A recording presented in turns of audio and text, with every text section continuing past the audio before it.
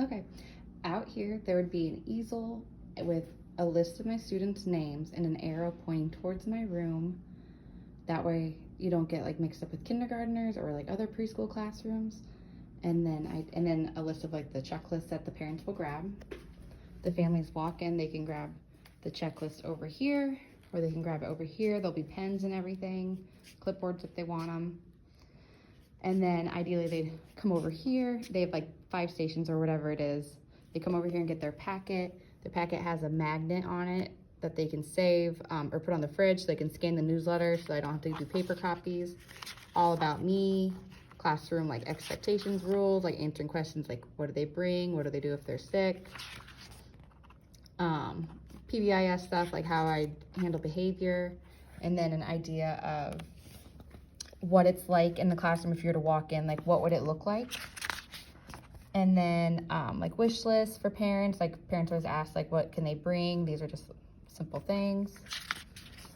Car line procedure, which is a big deal at Alexander. And then on the back side is a map to give them an idea, and then the school calendar. And then attached to that is a bag with the student's name that they return. It says like, please return with the following clothing items. And then we'll keep that in the cubby.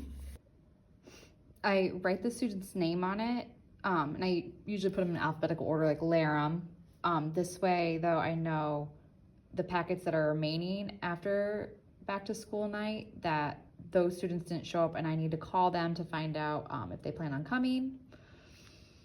You would walk over here, there'd be a Facebook sign up with a QR code. That's how I share photos with my families. They just join a private Facebook group, super easy. So there'd be a QR code that says morning, a QR code that says afternoon class. Then you'd come over here, and this is where they'd sign up for a home visit. And I'd have more options out, just trying to figure out like the schedule and stuff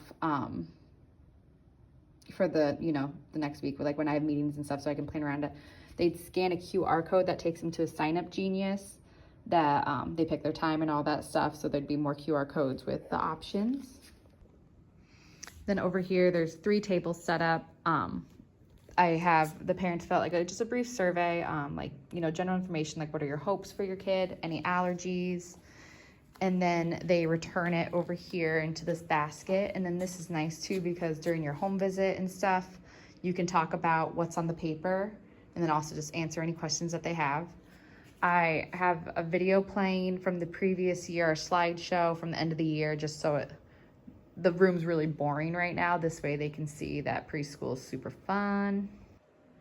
I do not have toys out because the one year I did, the room literally got destroyed. I thought it'd be fun. Like, oh, they can see, all the cool stuff they get to do. Don't do it. It's not worth it. The room gets destroyed. The little siblings come destroy it.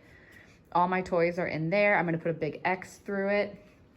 I'm going to turn on the bathroom light, all that, so they can, check out the bathroom, see that there is one.